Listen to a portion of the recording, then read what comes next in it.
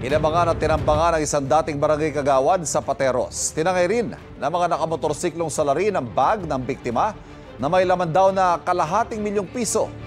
May unang balita live si Bam Alegre. Exclusive. Bam! Ivan, pinagnakawan at pinagbabaril ang dating kagawad ng San Pedro, Pateros. Dead on arrival siya sa ospital.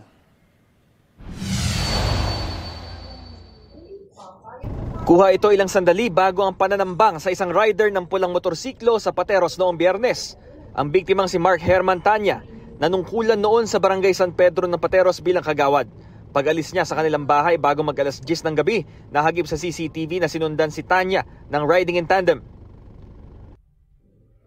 Sa kuha ng isa pang CCTV, makikitang matagal na palang naghihintay ang dalawa sa di kalayuan.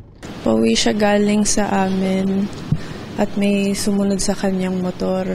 Ang kwento ay sinipa ang motor, inagawang bag pagkatapos, tsaka siya binaril.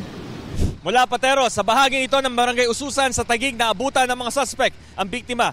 Dito mismo nakuha ng isa sa mga suspect ang bag ng biktima. Nang wala na sa kanya ang item, lumayo na yung biktima papunta rito pero sinundan pa rin siya ng isa sa mga suspect at pinagbabaril sa mismong kantong ito. Nakita namin, nakadapa na. Tapos kayo na rin tumawag ng ano, sir? Ambulansya. Oo. Tinangay din daw ng mga salarin ang bag ni Tanya na naglalaman daw ng pera na ayon sa kaanak niya, tinatayang kalahating milyong piso ang halaga. Kinuha rin ang motorsiklo ng biktima pero iniwan din ito ng mga salarin sa hindi kalayuan. Patuloy ang investigasyon ng pulisya sa pagkakakilanlan ng riding in tandem pati ang motibo sa pagpatay. Robbery ang isa sa mga anggulong tinitignan ayon sa kaanak ng biktima. Wala raw silang alam na kaaway ang dating barangay kagawad. Ang lokal na pamahalaan ng Pateros nag-alok ng reward money na 300,000 pesos sa sino mang makakapagbigay ng impormasyon tungkol sa mga salarin. Ang kapatid ko, very active siya sa community, no? Out of pocket niya kinukuha yung mga gastusin para sa barangay. Kahit sa mga liga, siya yung nagsusponsor.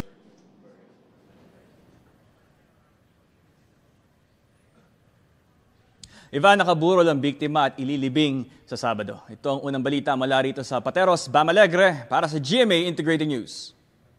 Kapuso, huwag magpapahuli sa latest news and updates. Mag-iuna ka sa balita at mag-subscribe sa YouTube channel ng GMA Integrated News.